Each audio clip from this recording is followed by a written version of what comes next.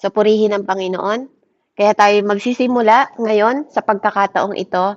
Magsisimula tayo sa oportunidad na makilala natin at evaluate natin yung mga priority natin. Ano nga ba yung mga priority natin?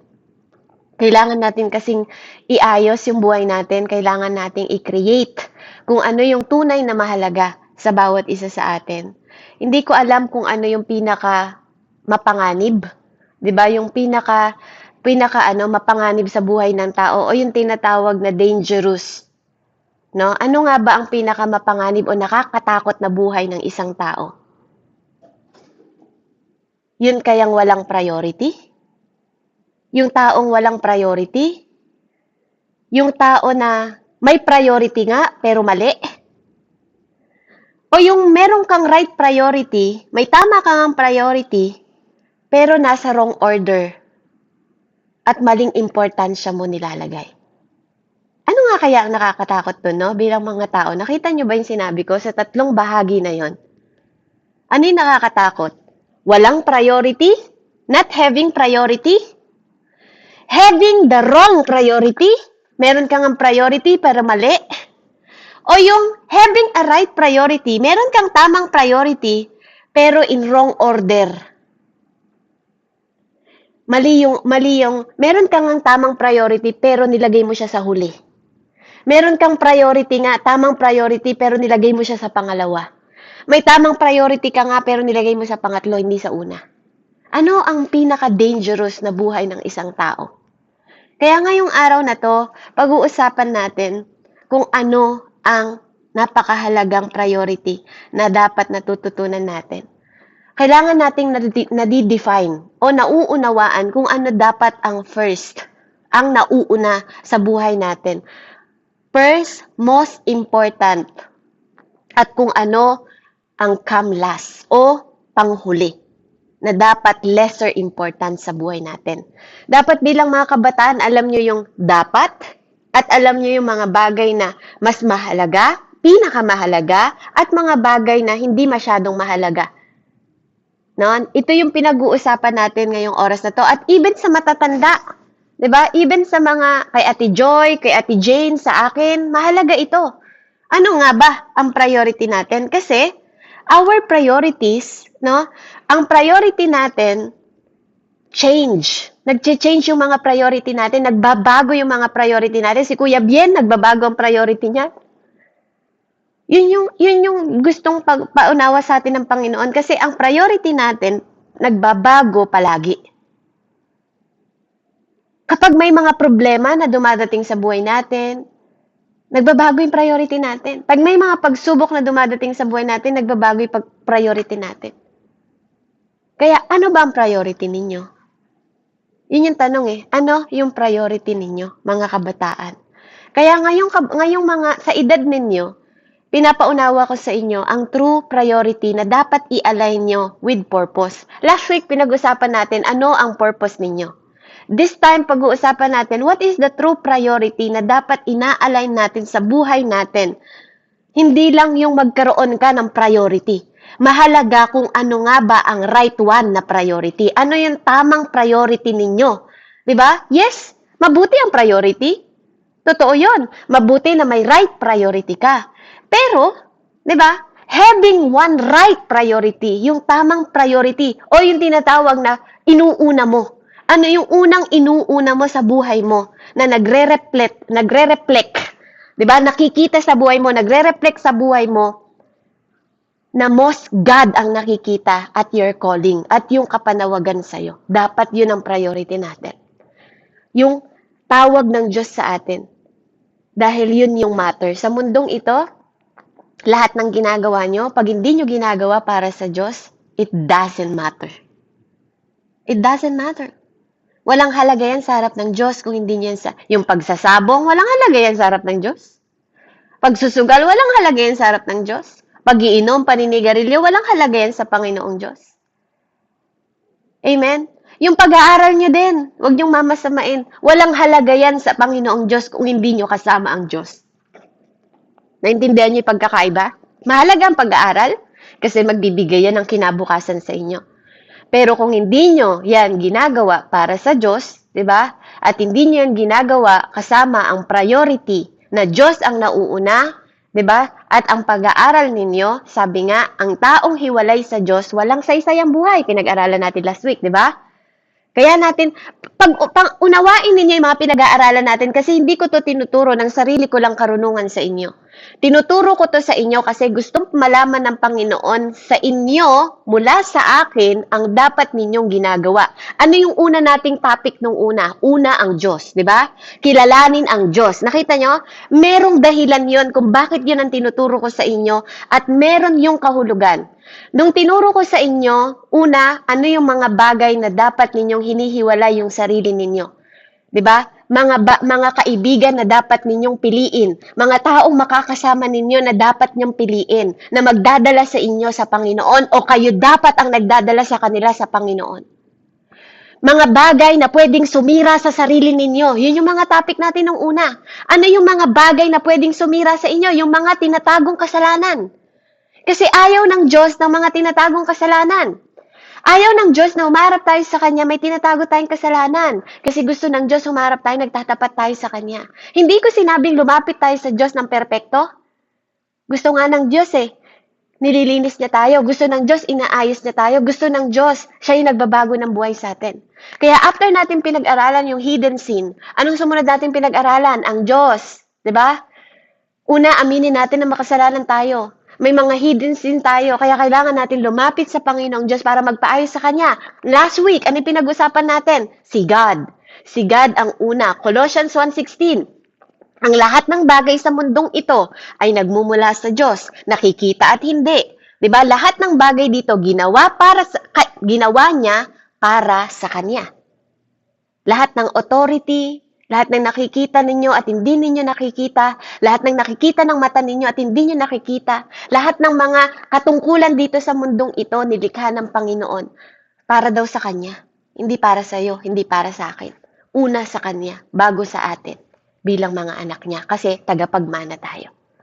Ngayon, ang pinag-uusapan natin, ano yung priority natin? At yung danger na wala tayong priority, mga bata.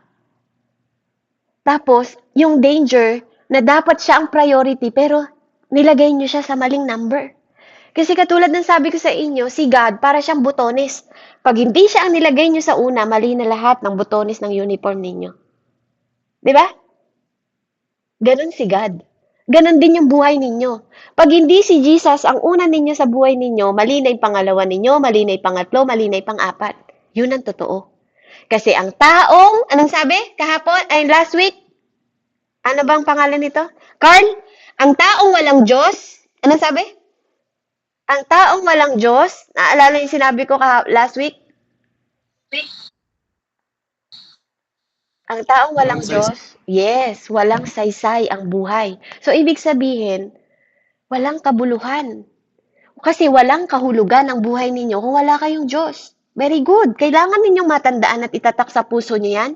Kasi pagdating ng araw, wala ng Tita Beb. Wala ng Ate Jay na magpapaalala sa inyo kung hindi ninyo itatanim sa puso ninyo yung pinag-aaralan natin. So, yung calling and purpose ninyo, mahalaga yon. As a child, kailangan nilalagay niyo yon sa puso at isip ninyo. Kailangan nagigain niyo yung value nun. Kailangan alam niyo yung mga limitasyon ninyo at alam niyo dapat yung mga bagay na kulang sa inyo para maging matured kayo. Kasi hindi na to panahon para magbata-bataan pa kayo. Hindi na to reason para bata pa ako hindi ko to kailangan matutunan, hindi ko to kailangan gawin, hindi mahalaga ito. But it comes the day na dumadating na kailangan yung i-evaluate yung mga sarili ninyo kung ano ang priority ninyo at ano yung mga dapat ninyong iwanan at hiwalayan habang nagmamatured kayo bilang mga bata. Dahil buksan ninyo sa 1 Corinthians 13, 11 and 12. 1 Corinthians 13, 11 and 12. Bien, pakibasa nga. 1 Corinthians 13, 11 and 12.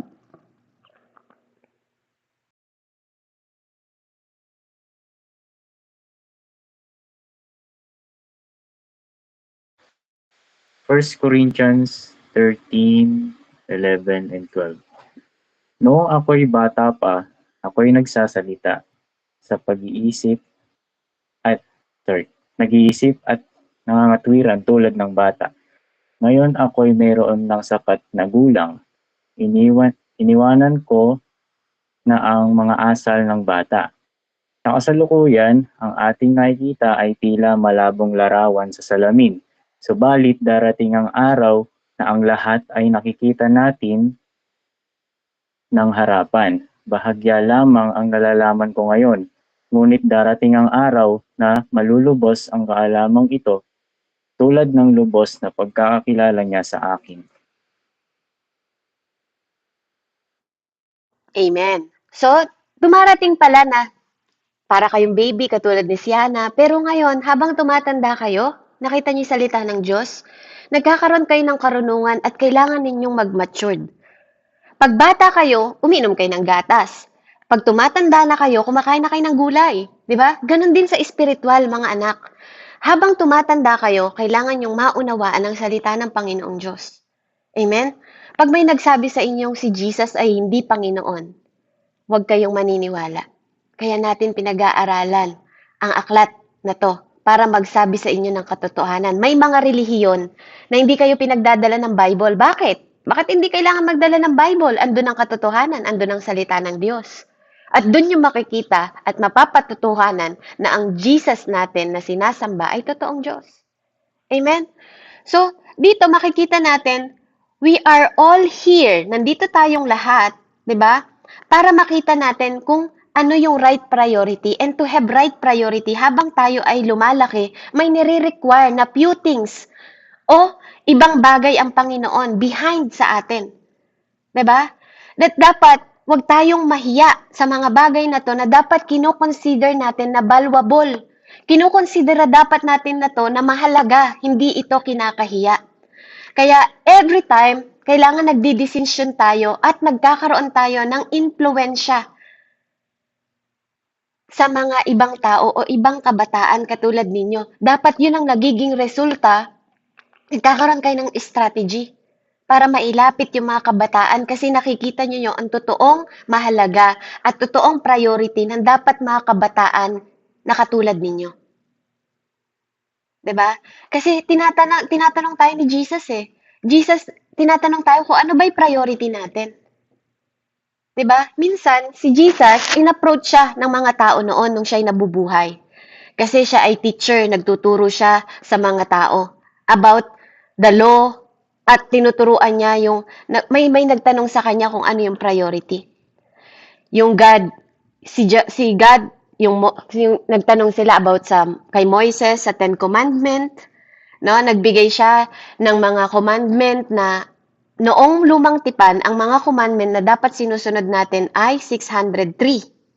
So, ang total commandment noon na mga law na dapat sinusunod natin ay 613 na law na dapat pinapractice ng mga believers at sumusunod sa Diyos. Isang araw, may nagtanong kay Jesus, anak, buksan mo sa Mark 12:28 hanggang 31. Mark 12:28 hanggang 31, yung topic natin. Mark 12:28 hanggang 31.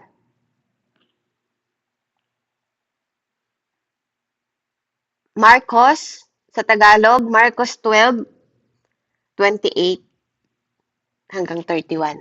Sa Bicol din, buklatin ninyo yung mga ano ninyo, basahin ninyo, Ate May, basahin, Ate Brielle, yung Bible, basahin. Mark 12:28 hanggang 31, bien? Marcos yun, di ba ma? Marcos. Mark 12:20 verse 12, verse 28, ma? Chapter 12, verse 28 to 31. 28 to 31. Ang kanilang pagtatalo ay narinig ng isa sa mga tagapagturo ng kautusan na naroon. Nakita niyang mahusay ang pagkasagot ni Jesus sa mga Saduseyo, kaya siya naman ang lumapit upang magtanong, alin po ba ang pinakamahalagang utos? Sumagot si Jesus, ito ang pinakamahalagang utos. Pakinggan mo, Israel. Ang Panginoon na ating Diyos, siya lamang ang Panginoon. Ibig sabihin, ibig, ibig mo ang, ibigin mo ang Panginoon mong Diyos ng buong puso mo, buong kaluluwa mo, buong pag-iisip mo, at buong lakas mo.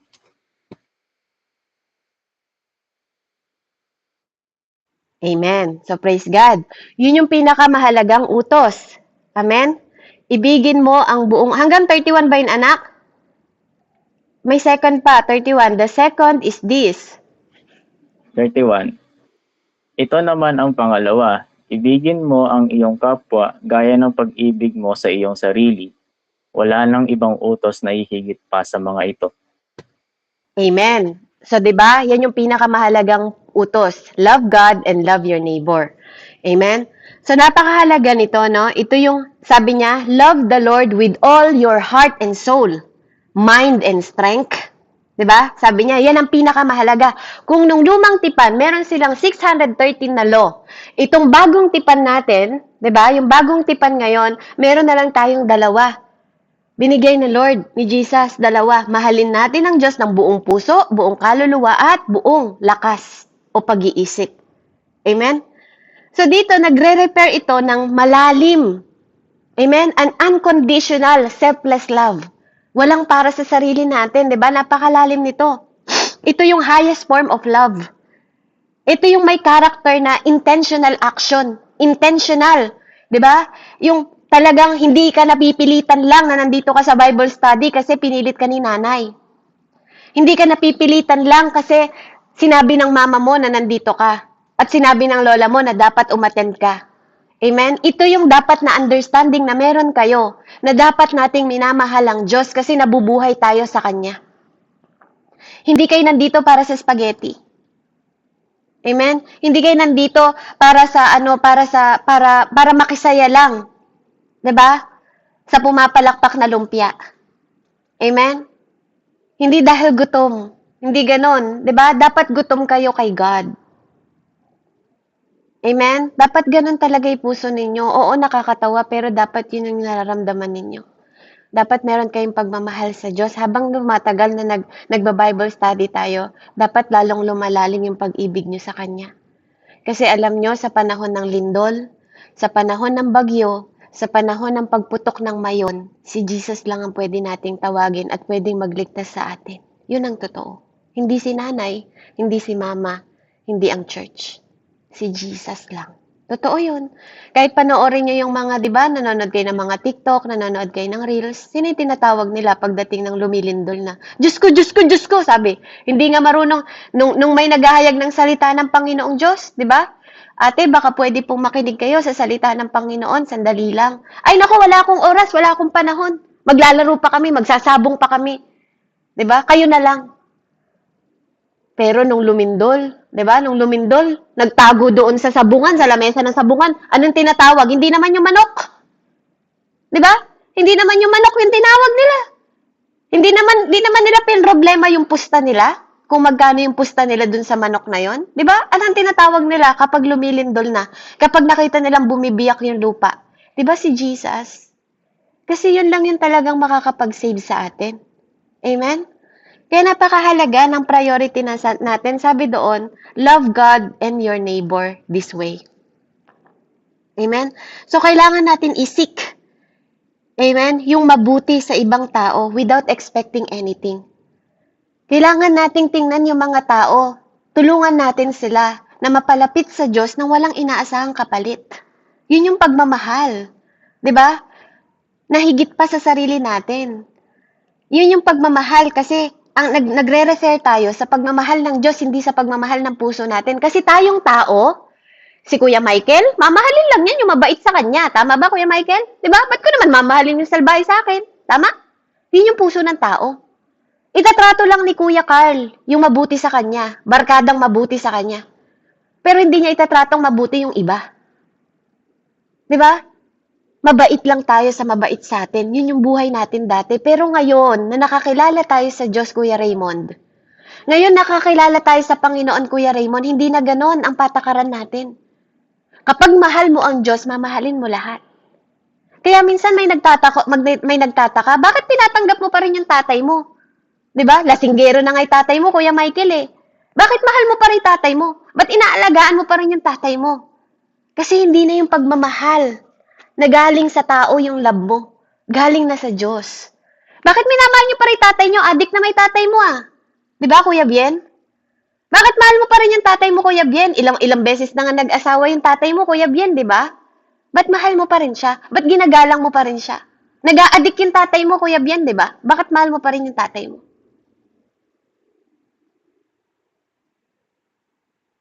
Kasi hindi na yung puso mo yung ginagamit mo. Yes, nasasaktan ka. Sino bang anak ang hindi nasasaktan pag nakikita mo na dapat yung tatay mo ang nagtuturo sa'yo ng mabuti? Sino bang hindi masasaktan na dapat yung tatay mo ang naglilid sa'yo sa Panginoon? Tapos mas busy pa sa bote ng Red Horse. Amen? 'Di ba? Dapat magulang natin yung naglilid sa atin sa Diyos, 'di ba? Kasi dapat sila yung may matanda ng pag-iisip katulad ng binasa natin, hindi na sila bata. Dapat matured na sila kasi tatay na natin sila eh. Pero mga anak, alam niyo kung bakit ko kayo tinuturuan habang sa bata ninyong edad? Kasi gusto kong matutunan ninyo at makita ninyo sa mundong ito na ang buhay na nakikita ninyo kahit sira yung pamilya ninyo, pwede nyong baguhin. Kasi alam nyo yung priority ninyo. Kaya ako sinasabi sa inyo, yung pinag-aaralan natin, hindi dahil broken family ka, hindi dahil lasinggero yung tatay mo o adik yung tatay mo, o hiwalay ka sa tatay mo o malayo ka sa mga magulang mo, kailangan mo nang sirain yung pamilya ninyo. O pamilya na pwede kang, o buhay na pwede kang magkaroon. Kung alam niyo yung priority ninyo, katulad ng pinag-ausapan natin, love God with all your heart, with all your soul, with all your mind, with all your understanding. Na kahit wala ka ng tatay, Kuya Raymond, kahit patay na yung tatay mo, may tatay ka pa rin sa langit na magtuturo sa'yo ng tama at mali. May tatay ka pa rin na tatawagin. May tatay ka pa rin nakakalinga sa'yo. May tatay ka na mag-iingat sa'yo kahit wala na yung normal mong tatay. 'Di ba? Ito lang yung mga bagay na nagsasabi sa atin at nagbibigay sa atin ng kahulugan na ang lahat ng bagay sa mundong ito temporary lang. Mawawala din. Kaya kailangan matutunan ninyo kung ano yung priority na dapat ninyong matutunan.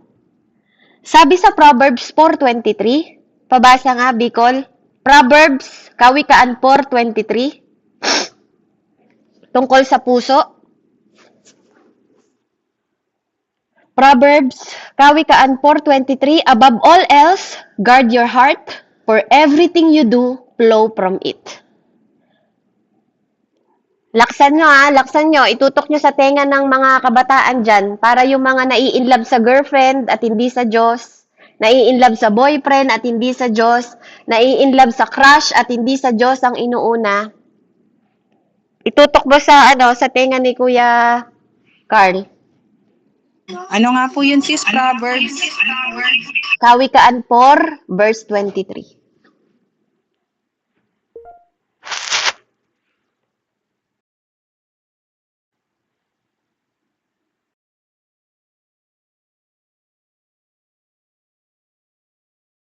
Nakamute ka, Ate Jane.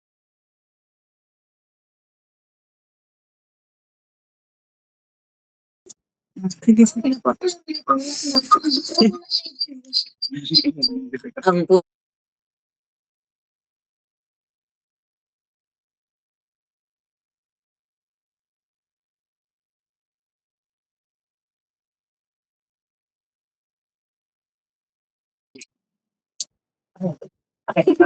Nawala kayo. Nawawala yung signal ninyo. Isa na lang siguro gamitin ninyo, Ate Jane, para hindi Ang puso mo ingatang mabuti at talagaan, pagkat iyan ang siyang bukal ng buhay mong tinataglay. Ano sabi? Ang puso mo ang puso daw natin ay alagaan. Sapagkat diyan, ano daw sa Tagalog? Diyan nagpo-flow. 'Di ba? Diyan yung tinataglay, diyan yung lahat nandiyan sa puso natin. Amen? Wala sa utak, sa puso. Sa puso natin. Kaya nga pag nasasaktan tayo, hindi naman yung sa utak mo pumapasok agad eh. Bakit ka nasasaktan dito? Eh, nandito na may puso mo. Nandito yung emosyon, di ba? Pumapasok agad dito sa utak. Saka palang papasok sa utak, una sa puso. Kaya ingatan natin yung ating mga puso. Kasi loving God with all your heart means kailangan ini-engage natin, 'di ba? Kapag sinabing mahalin natin ang Diyos ng buong puso natin, buong kaluluwa, ito yung pagmamahal. Meaning, yung puso natin, binibigay natin lahat sa Diyos. Yung emosyon natin, binibigay natin sa Diyos. Yung lahat ng gusto natin, binibigay na natin sa Panginoon. Ito yung deepest, malalim na affection. Malalim na affection ng devotion natin sa Kanya. O tinatawag na malalim na pagkakakilala natin sa Diyos. Yun yung gusto ng Panginoon na matutunan natin. Kaya ingatan mo yung puso mo kung ano yung priority niya na unang minamahal. Kasi sabi ng Panginoon, siya ang una. Mahalin mo ang Diyos, di ba? Yun yung greatest commandment sa atin. Mahalin mo ang Diyos. Kailangan nyo tong kabisaduhin ha. Next week, may magkakabisa. May tatawagin ako, kailangan kabisado nyo to. Yung greatest commandment na to ha, yung sa 30:31, mahalin ang Diyos ng buong puso, buong pag-iisip, buong lakas at buong kaluluwa. At pangalawa, mahalin mo ang kapwa mo ng higit pa kaysa sa sarili. Ang dali lang nun. Tatandaan nyo lang itong greatest commandment na to. So, ibig sabihin mga anak, kapag hindi si God ang una ninyo, kasi yun ang unang utos eh. Di ba? Yung lumang tipan, ang dami nilang utos. Ang daming mga law. Pero nung dumating si Jesus, ito na lang yung sinasabi niya. Mahalin mo ako, sabi ni Jesus sa inyo. Buong puso. Ayaw niya ng kalahating puso, Kuya Carla, buo. Buo, Shin. Hindi yung kinakahiya siya, Shin. Ate Sheena, hindi yung kinakatamaran nyo ang pagba-Bible study. Kasi ito yung law. Ito yung sinasabi ng Diyos sa inyo, sa akin, kahit sa nanay at tatay ninyo. Ito yung pinakamahalagang utos ng Panginoon, mga anak. Maniwala kayo, ito yung utos na magliligtas sa atin pag natutunan nating mahalin ang Diyos ng buong puso. Hindi kalahati. Buo ang gusto niya. Ayaw niya ng 99%. Gusto niya 100%. Kuya Michael, buo. Buo. Hindi yung mas mahal niyo pa yung games ninyo. Hindi yung mas mahal niyo pa yung pag-aaral ninyo. Hindi yung mas mahal niyo pa yung nanay at tatay niyo. Hindi yung mas mahal niyo pa yung kapatid ninyo. O girlfriend ninyo, o boyfriend ninyo. Ang gusto ng Diyos, buo. Buong puso. Ayaw niya ng 50%. Yun yung gusto ng Panginoon, buo. Amen? Malalim na pag-ibig sa Diyos ang kailangan nyong ilagay sa pundasyon ng pananampalataya ninyo.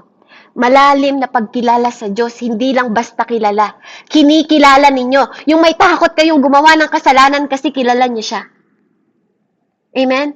With all your soul. Pag sinabing soul, yung kaluluwa natin. Ito yung nagbibigay ng buhay sa atin. Ito yung dito nakikita yung identity mo sa soul. Dito nakikita yung personality mo sa soul. Ito yung pinapakita mo sa tao, yung soul, yung ikaw. Yung ikaw. Yung lahat ng mga immaterial part ng buhay mo.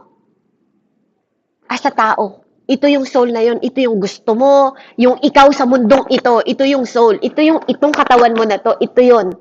Yung katawan mo na may soul, na may kaluluwa. Kasi, yung soul ang nagdidikta sa utak natin kung ano yung gusto natin. Kung ano yung hilig natin. Kung ano yung mga makalaman. Amen? Ito yung personality natin. Amen? Kaya ito yung nagdi-desire ng makamundo. Yung soul natin ang nagdi-desire ng makamundo. Nagbibigay ng affection dito sa mundong ito. At naglolonging. Nauuhaw sa lahat ng gusto ng mundong ito. Kaya ayaw na natin ng mga espiritual. Kaya ayaw nating matuto sa salita ng Diyos. Kasi dahil sa soul natin. Sabi niya sa Psalm 42:1, as a deer pants from the stream of water, so my soul pants for you, my God. So, dapat yung Diyos pala, no? Kung ang mga usa,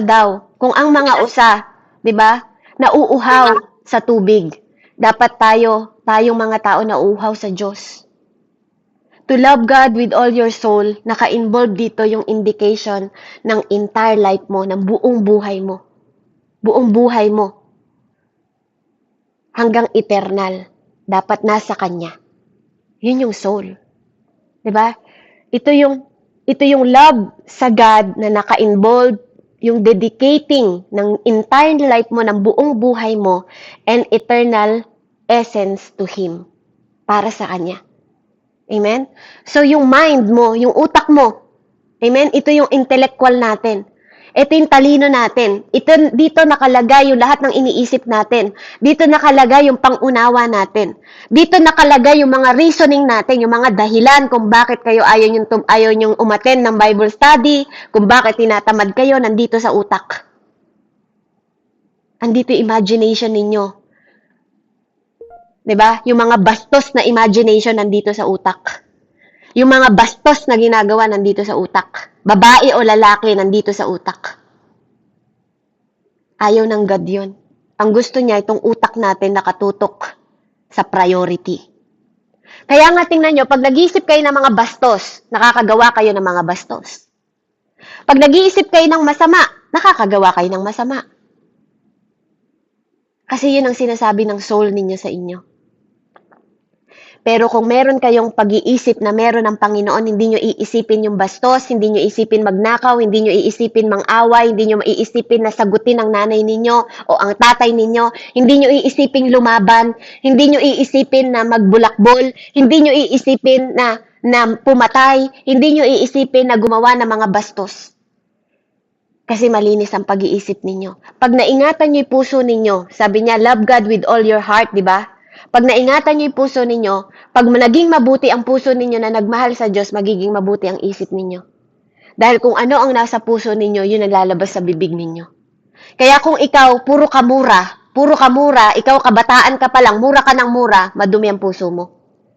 Kapag ikaw kabataan ka na puro masama ang nilalabas sa bibig mo, hindi pa Diyos ang nasa puso at isip mo. O kung ikaw ay nanay at tatay, nasigaw ka pa rin ng sigaw, wala kang kontrol sa sarili mo. Wala kang pag-ibig sa ibang tao.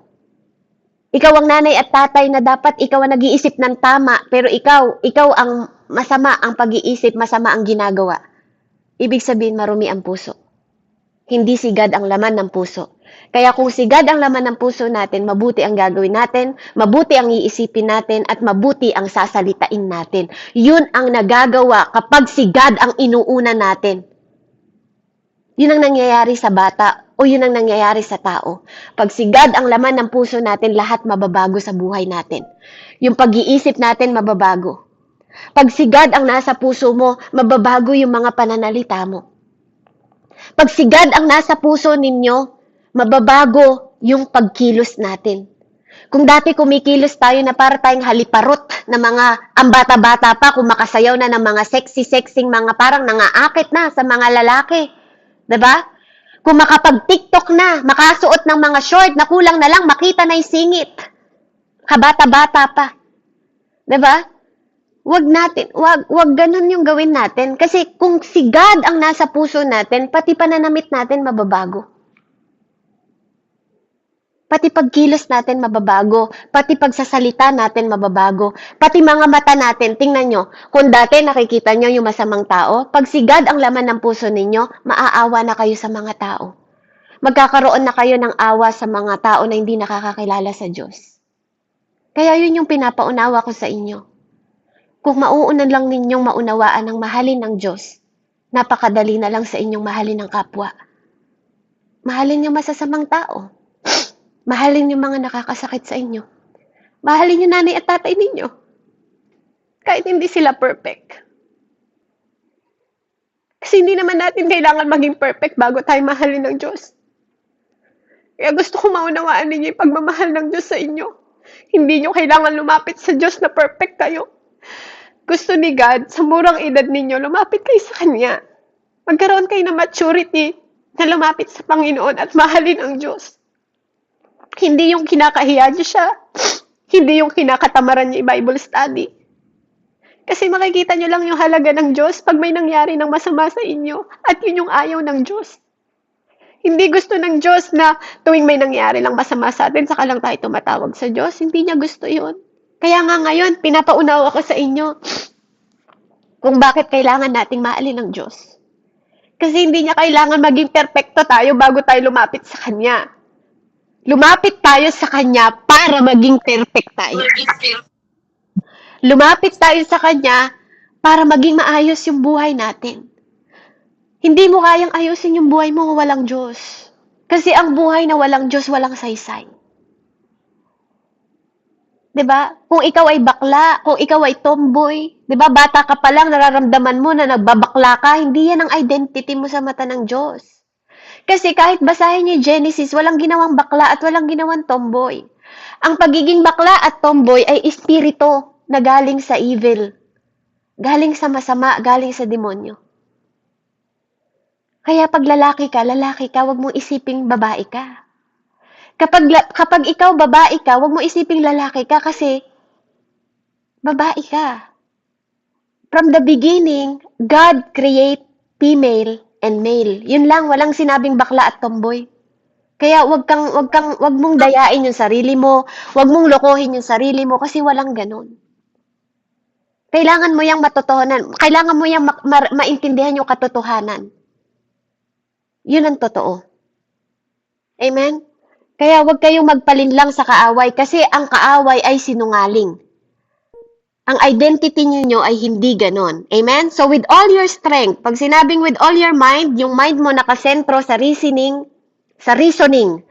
Ang mind natin, ang utak natin nakasentro sa reasoning. Amen? Na nakasentro ang Panginoon. Ang talino na nanggagaling sa Panginoon. Ang pagdadahilan na nanggagaling sa Diyos. Sabi sa Roman 12:2, do not conform to the pattern of the world, but be transformed by the renewing of your mind. Pakibasa sa Tagalog yan. Roman 12:2, then you will be able to test and approve what God's will is His good, pleasing, and perfect will. Roman 12:2. Roma 12:2. Huwag kayong makiayon sa takbo ng mundong ito. Sa halip, hayaan ninyong baguhin ng Diyos ang inyong pag-iisip upang maon.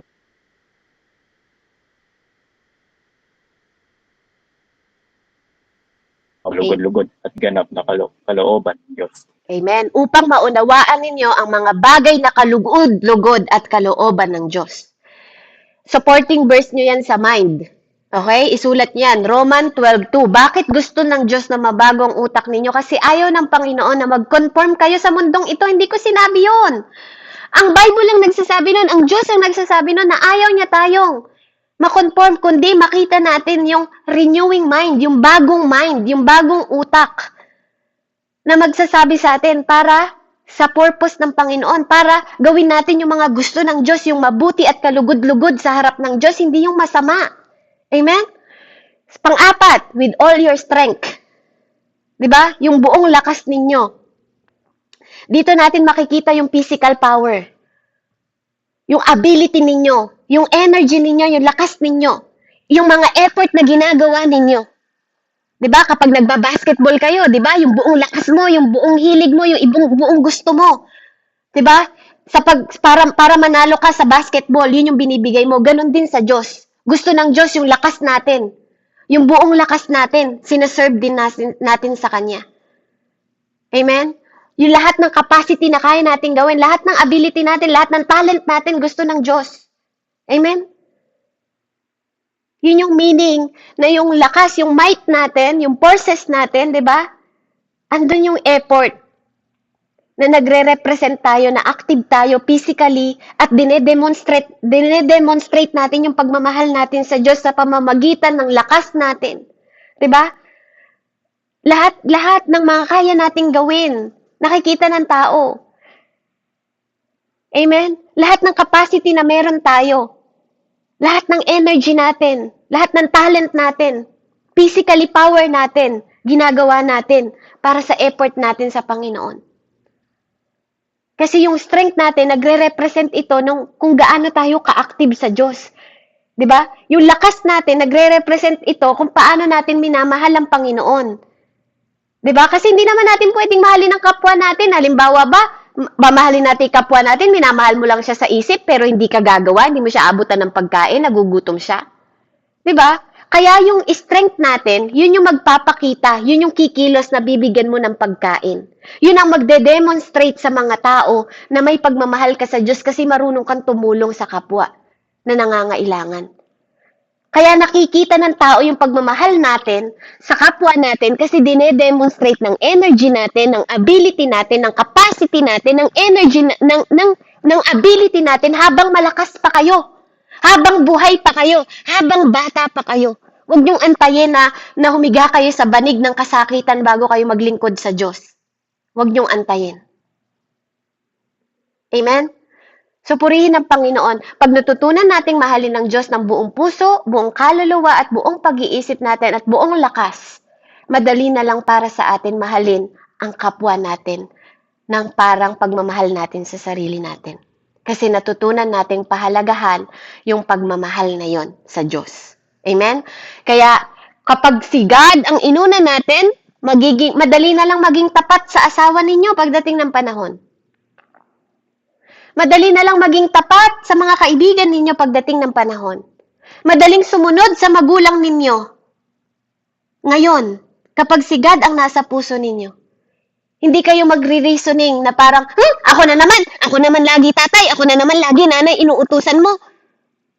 Puro na lang ako. Hindi na gano'n na magiging reasoning ninyo kasi naiintindihan nyo na yung pag-ibig ng Diyos. Kasi pinabago ninyo yung puso ninyo sa Diyos.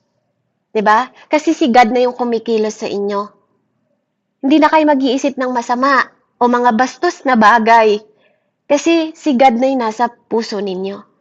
Katulad ng sabi ko sa inyo, pag mabuti ang puso ninyo at si God ang nasa puso ninyo, ang pag-iisip ninyo, ang pagsasalita ninyo, at ang kilos ninyo mababago na din.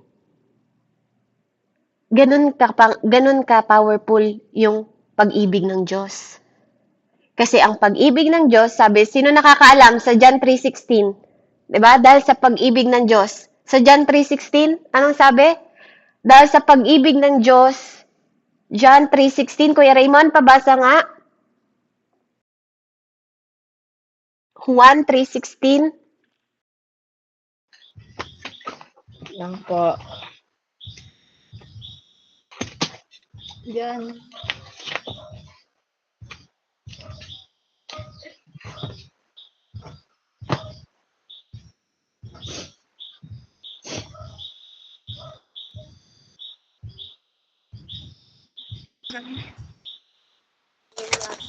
Sapagkat gayon na lamang ang pag-ibig ng Diyos sa sangkatauhan kaya't ibinigay niya ang kanyang kaisa-isang anak upang ang sino mang sumampalataya sa kanya ay hindi mapahama kundi magkaroon ng buhay na walang hanggan. Dahil daw saan? Dahil daw saan, Kuya? Dahil sa? John Rex? Sa? Wait lang. Dahil sa? Dahil sa pag-ibig ng Diyos sa sangkataon kaya't ibinigay tingnan niya mo? ang kanyang Dahil sa pag-ibig lang, ha? Dahil sa pag-ibig sa'yo. Dahil sa pag-ibig sa akin. Dahil sa pag-ibig. Yun yung pinag-uusapan natin ngayon. Dahil sa love ng Diyos, binigay niya yung kanyang buhay para sa'yo at para sa akin. Para ikaw at ako magkaroon ng buhay na walang hanggan. Amen? So, napakahalaga po ng pag-ibig na yon. Kaya dito sa ating strength, Ate Brielle, pabasa nga last verse. Colossians 3:23 hanggang 24. Colossians 3:23 hanggang 24. Wala po sa akin yung Bible, nasa baba po. Wala ka ba? Kuya Ben. Colossians, si Kuya Raymond, di pa nagbasa. Kuya Raymond, ikaw na lang. Last verse. With all your strength, Colossians 3:23 hanggang 24. Si Ate Sheena, pabasahin mo si Ate Sheena. Colossians 3:23 hanggang 24. Gusto ko marinig yung boses ni Sheena. 23 to 24. Ano man ang gawin nyo ito ng buong katapatan, na parang ang Panginoon ang pinaglilingkuran nyo at hindi ang tao. Alam naman ninyong may gantimpala kayong matatanggap sa Panginoon dahil si Kristo na Panginoon natin ang siyang pinaglilingkuran nyo. Yun lang po. Amen. Amen. Salamat, Ate Sheena. Ano daw? Gawin ninyo lahat ng bagay para sa Diyos, hindi para sa tao. Kaya nyo to ginagawa, Bible study, hindi para sa akin to, para to sa ate, para sa Diyos to. Hindi para sa tao. Para sa atin to, kasi kailangan natin to. Hindi natin to ginagawa, 'di ba? Para lang sa ibang tao kasi kailangan din natin to. Amen. Kaya ano man ang ginagawa ninyo, nag-aaral man kayo, nagmamahal man kayo ng kapwa ninyo, 'di ba? Ano man ang ginagawa ninyo, umiinom man kayo ng tubig, gawin ninyo 'yon para sa Diyos, hindi para sa tao. Nagba-Bible study tayo, gawin ninyo to para sa Diyos, hindi para sa akin, o para kay nanay, o para kay tatay. Ginagawa natin to para sa Diyos. Alam naman ninyo na may gantimpala pagdating ng panahon, sabi, Colossus 3:23-24. Di ba? Alam naman ninyo na pagdating ng panahon, may gantimpala tayo. Hindi masasayang lahat ng to. Amen? Purihin ang Panginoon. To God be the glory. Next week, pag-aralan natin yung pagmamahal natin sa kapwa. Amen? So tayo po ay manalangin. Hallelujah. So sabay-sabay nating tanggapin si God sa puso natin. Ano? Kung kayo ay naririnig ninyo yung panalangin na to, napakahalaga ng pagmamahal natin sa Panginoon.